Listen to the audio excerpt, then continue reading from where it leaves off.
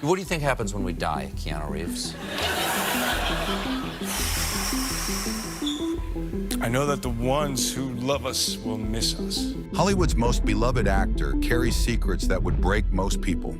For decades, Keanu Reeves has hidden pain so deep that it's shaped every role he's ever played. Now at 62, his body is failing him just when fans need him most. But to understand why this matters, we need to go back to where it all started.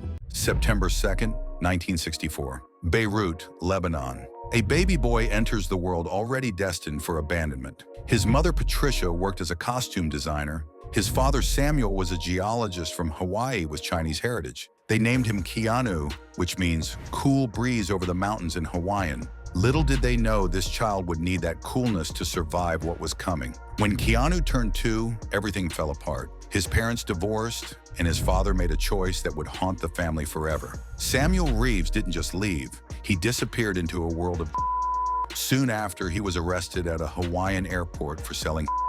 The man who should have been Keanu's protector became a criminal. At age 13, Keanu saw his father for the last time. They met, they talked, and then Samuel walked away forever. Imagine being a teenager, already struggling with identity, and having your own father choose over you. That abandonment planted something dark in Keanu's heart, a fear of being left behind that would follow him his entire life. You know, Miss Buckman, you need a license to buy a dog or drive a car. Hell, you need a license to catch a fish. Don't let any butt-reaming asshole be a father. Patricia tried to rebuild. She moved the family constantly, searching for stability that never came. Sydney, Australia, New York City, finally Toronto, Canada. Each move meant new schools, new faces, new attempts to fit in. Keanu attended 4 different high schools in just 5 years. His dyslexia made reading difficult, and the constant upheaval made focusing impossible. Teachers gave up on him. Classmates saw him as the weird kid who couldn't read properly. He was expelled from multiple schools, labeled as a troublemaker, when really he was just a boy drowning in chaos. But in this darkness, Keanu found his first escape: hockey. In Toronto, hockey wasn't just a sport, it was religion, and Keanu had natural talent. On the ice, all the pain disappeared. He was fast, aggressive, focused. Good enough that scouts from the Windsor Spitfires in the Ontario Hockey League started watching him. Professional hockey seemed possible. Finally, something stable, something his own. Then came the injury that changed everything. One moment of bad luck on the ice, and his hockey dreams were over. The one thing that made sense in his chaotic world was gone.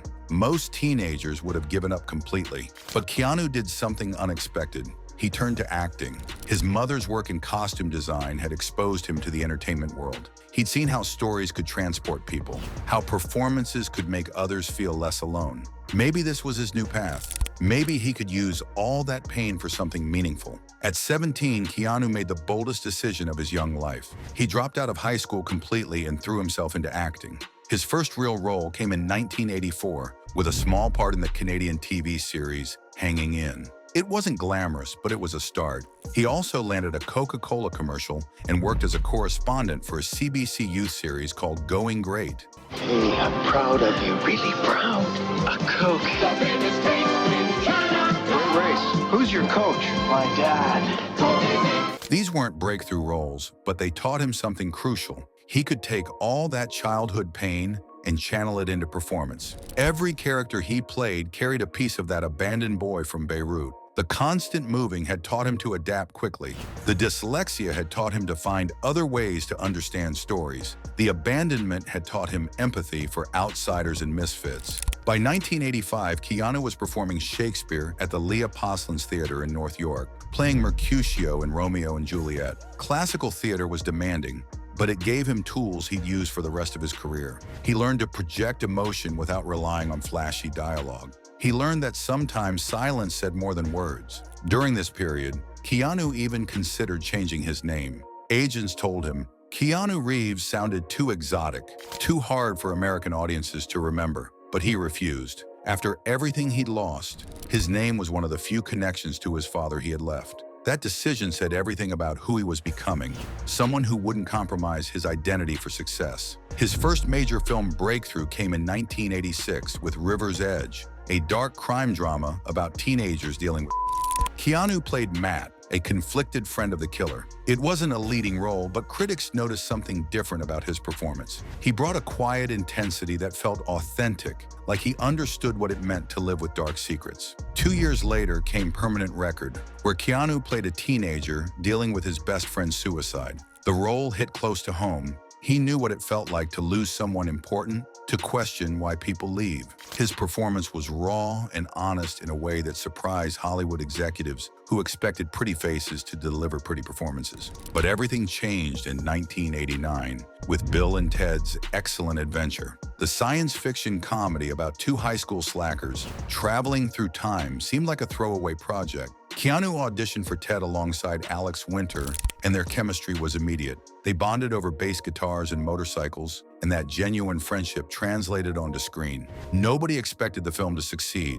Made for just $10 million, it pulled in $40 million at the box office and became a cult phenomenon. Almost overnight, Keanu became famous. But fame came with a price. Many people saw him only as Ted, the goofy surfer dude who said excellent and bogus. Critics questioned whether he could handle serious roles. The success led to Bill and Ted's Bogus Journey in 1991 and an animated series. But Keanu was already looking beyond the franchise. He wanted to prove he was more than a one-note comedy actor. That drive led him to take risks that other young stars wouldn't dare. In 1991, he appeared in Gus Van Sant's My Own Private Idaho, a raw, experimental film about young male searching for meaning. Keanu played Scott Favor, a wealthy young man who rejected his privileged life to live on the streets. The film was controversial, artistic, and completely different from Bill and Ted. Working on My Own Private Idaho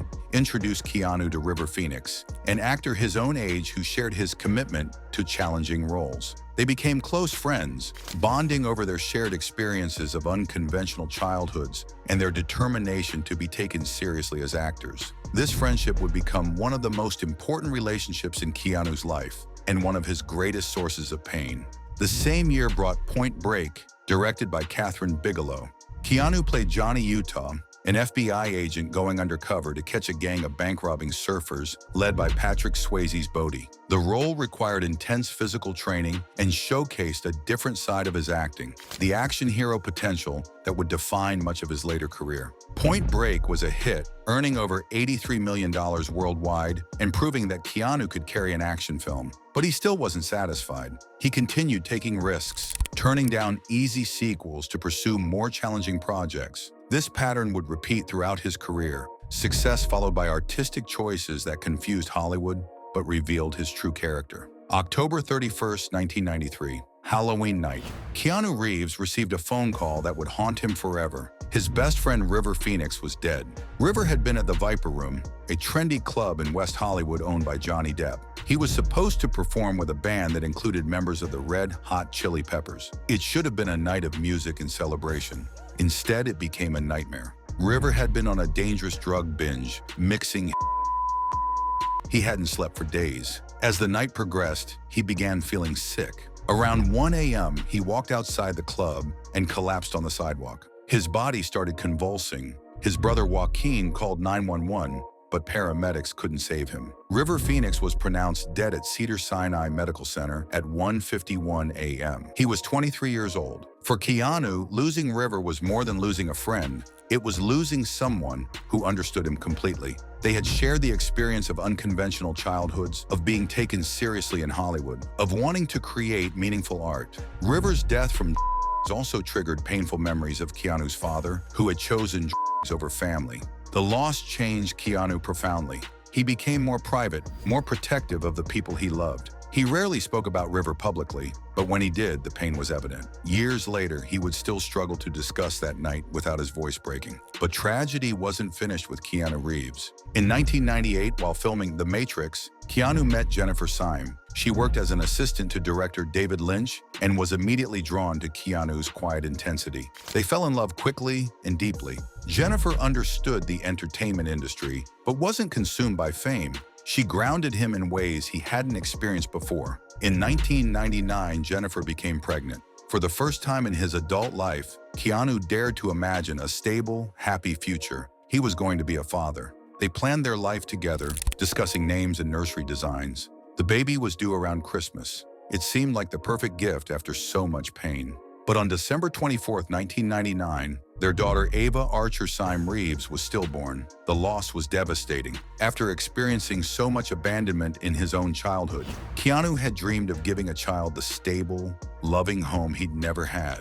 Instead, he faced another crushing loss. The grief was too much for their relationship to bear. Jennifer and Keanu tried to support each other, but the pain created distance instead of closeness. They separated, though they never stopped caring for each other deeply. Jennifer struggled with depression and began using prescription drugs to cope with the loss. On April 2nd, 2001, Jennifer was driving alone in Los Angeles when she crashed into a row of parked cars on Cahuenga Boulevard. She wasn't wearing a seatbelt. The impact threw her from the vehicle, and she died instantly. She was only 28 years old. Police found prescription in her car. She had been at a party at Marilyn Manson's house earlier that evening, leaving in the early morning hours. Some speculated it was suicide. Others thought it was an accident. For Keanu, the cause didn't matter. The woman he had planned to build a family with was gone forever. At Jennifer's funeral, Keanu served as a pallbearer, his face a mask of grief. Director David Lynch was there, along with musician Dave Navarro.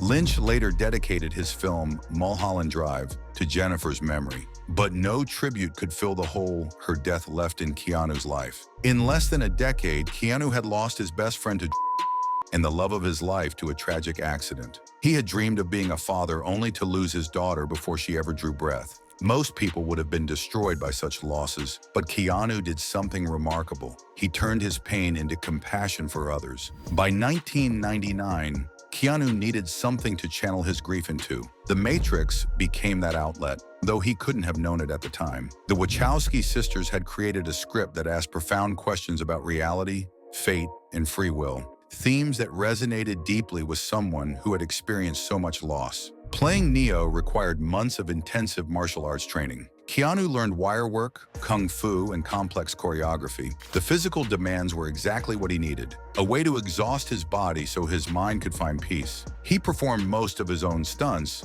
pushing himself harder than the stunt coordinators thought necessary. The film's revolutionary bullet time effects weren't just technical innovations. They were metaphors for seeing beyond surface reality, something Keanu understood intimately. His performance as Neo carried the weight of all his personal struggles. When Neo questioned the nature of reality, audiences heard genuine confusion. When he fought against seemingly impossible odds, they saw real determination. The Matrix earned over $463 million worldwide and made Neo one of cinema's most iconic characters. But success felt hollow after losing Jennifer and their daughter. Keanu threw himself into the sequels, The Matrix Reloaded and The Matrix Revolutions, using work as an escape from grief. During this period, another crisis emerged that would test Keanu's character in a different way. His younger sister Kim was diagnosed with leukemia in 1991, beginning a decade-long battle with cancer. While building his career, Keanu was also fighting for his sister's life. He moved in with Kim during her worst periods, helping her through brutal chemotherapy treatments. He learned to administer medications, drove her to countless doctor appointments, and held her hand through the darkest moments. For years, he essentially paused his career to be her caregiver. In 2001, Kim finally went into remission. The relief was overwhelming, but the experience had changed Keanu permanently. Watching his sister suffer while feeling helpless had been almost as painful as his other losses. It also inspired him to do something that revealed the true depth of his character. Please join me by making a donation to G3CS so that we can help support incredible programs like this one for children, veterans, and their families. Keanu quietly established a private foundation to support cancer research in children's hospitals. He rarely discusses it publicly, but the foundation has donated millions of dollars over the years. When asked about it in a 2009 interview, he said simply, "I have a private foundation that's been running for 5 or 6 years, and it helps aid a couple of children's hospitals in cancer research. I don't like to attach my name to it. I just let the foundation do what it does." That statement revealed everything about Keanu's approach to philanthropy. He gives because it matters, not for recognition. He has participated in Stand Up to Cancer telethons, answered phones to raise money, and supported numerous other charitable causes without fanfare. His generosity extends to his professional life as well. During the Matrix sequels, Keanu made a decision that shocked Hollywood executives. He gave up approximately $75 million of his earnings so the special effects and costume teams could receive higher pay. He recognized that these behind-the-scenes workers had created the film's iconic look and deserved to share in its success. After The Matrix became a massive hit, Keanu distributed nearly $1 million of his own paycheck to each member of the visual effects and post-production crew. These were people who typically never saw bonuses, regardless of a film's success. His gesture ensured they were rewarded for their creativity and hard work. This pattern of generosity became a hallmark of Keanu's career. He has taken pay cuts on other films to ensure important cast or crew members could be hired. He treats everyone on set with equal respect, from lead actors to craft services workers. In an industry notorious for ego and entitlement, Keanu stands out as someone who remembers what it feels like to be overlooked. By 2014, Keanu's career had reached a crossroads. The Matrix trilogy was over, and his recent films hadn't performed well. Some in Hollywood wondered if his time as a leading man was ending. He was 50 years old in an industry obsessed with youth. Many actors his age were transitioning to supporting roles or leaving action films behind entirely. Then came a script that would change everything: John Wick. The story seems simple on the surface. A retired hitman seeks revenge after criminals kill his dog and steal his car. But Keanu saw deeper themes that resonated with his own experiences of loss. John Wick wasn't just angry about a pet in a vehicle. He was grieving the final connection to his deceased wife. The dog had been her last gift, a symbol of their love and her hope that he could find peace after her death. Directors Chad Stahelski and David Leitch had never helmed a major film before, making John Wick a risky project. Studios were skeptical about Keanu's ability to carry another action franchise, but Lionsgate took a chance. Purchasing the rights just 2 months before the planned release date, Keanu approached John Wick with the same intensity he brought to The Matrix. He trained for months before filming, mastering advanced firearms techniques, martial arts, and tactical driving. At 50, he was pushing his body harder than actors half his age. The preparation was grueling, but it was also therapeutic, a way to channel decades of accumulated pain into focused performance. When John Wick premiered in October 2014, expectations were modest. Industry analysts predicted a $7 to $10 million opening weekend. Instead, the film earned $14.4 million, with IMAX screenings alone contributing $2.5 million. Critics praised its choreographed action sequences and Keanu's committed performance, but audiences connected with something deeper. The film's underground world of assassins, with its elaborate codes and rituals, created a mythology that felt both fantastical and grounded. Keanu brought quiet intensity to John Wick that made every action sequence feel personal. This wasn't just another generic action hero. This was a man using violence to process grief. John Wick earned $86 million worldwide on a budget of $20 to $30 million, making it a significant success. But more importantly, it revitalized Keanu's career and proved that audiences still crave the kind of authentic action he provided. The sequel, John Wick Chapter 2, doubled the original's earnings, pulling in $171 million worldwide. John Wick Chapter 3, Parabellum, exploded to $326 million globally. Finally, John Wick Chapter 4 crossed $440 million, making it one of the highest-grossing action franchises of all time. But success came at a brutal physical cost. Across all 4 films, Keanu performed over 90% of his own stunts. For John Wick Chapter 4, he spent 12 weeks in pre-production training, learning advanced gun techniques and driving maneuvers like 180-degree spins and high-speed drifts. At age 58, he was doing stunts that challenged professional stunt performers half his age. The physical toll has been severe. Decades of performing his own stunts have left Keanu's body battered. His knees, in particular, have absorbed tremendous punishment from fight scenes, motorcycle crashes, and high-impact choreography. The man who once considered professional hockey now struggles with basic mobility issues. Halle Berry, who joined the franchise in John Wick Chapter 3, trained just as intensively as Keanu. She broke 3 ribs during preparation but refused to quit, inspired by his example. Their fight scenes became some of the series' most memorable moments, proving that dedication to authenticity could elevate action cinema. Today, at 60 years old, Keanu faces a decision that could end one of cinema's most beloved franchises. In recent interviews, he has been candid about his physical limitations in a way that has stunned fans worldwide. You can never say never, he said when asked about John Wick 5. "My knees right now are saying I can't do another John Wick, so my heart does, but I don't know if my knees can do it." These words reveal the cruel irony of Keanu's career. The same commitment to authenticity that made the John Wick films special has left him unable to continue.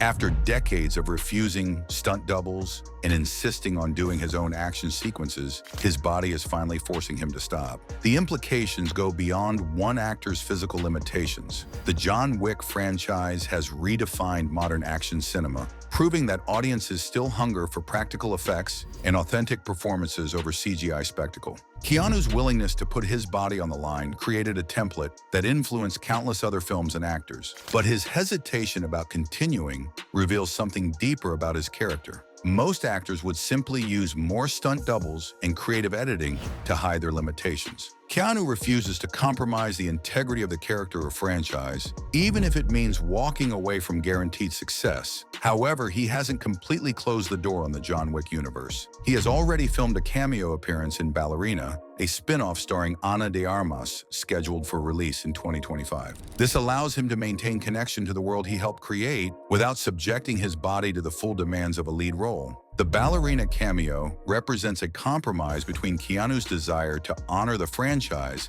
and his physical reality. It won't provide the full John Wick experience fans expect, but it offers something rather than nothing. This situation reflects broader themes that have defined Keanu's entire life and career. From his childhood abandonment to the tragic losses of River Phoenix, his daughter, and Jennifer Syme, he has repeatedly faced situations where he couldn't control the outcome despite his best efforts. The difference now is that he's choosing to prioritize his long-term health over short-term success. Throughout his career, Keanu has been defined by his willingness to sacrifice for others, giving up millions to ensure crew members were fairly compensated, pausing his career to care for his sister during her cancer battle, establishing a private foundation to support medical research. Now, perhaps for the first time, he's making a decision based on self-preservation rather than service to others. The choice facing Keanu about John Wick 5 is heartbreaking because it represents the end of an era. For 5 years, audiences have watched him pour everything he had into these films, creating action sequences that felt visceral and real because the pain on screen was genuine. The possibility that his body can no longer sustain that level of commitment marks the end of a unique chapter in action cinema. But it also reveals why Keanu Reeves has become more than just an actor. He has become a symbol of integrity in an industry often criticized for superficiality. His willingness to admit his limitations rather than fake his way through another film shows the same honesty that has defined his approach to life and career. Whether or not there is a John Wick 5, Keanu's impact on cinema and culture is already secure. He has shown that authenticity matters more than easy success, that kindness is more valuable than fame, and that facing pain honestly is better than hiding behind pretense. The boy abandoned by his father in Lebanon has become Hollywood's most beloved figure, not despite his struggles, but because of how he has handled them. His story continues to unfold, and while his body may be failing him, his spirit remains as strong as ever. Anyway, that's it for the video, folks. Bye.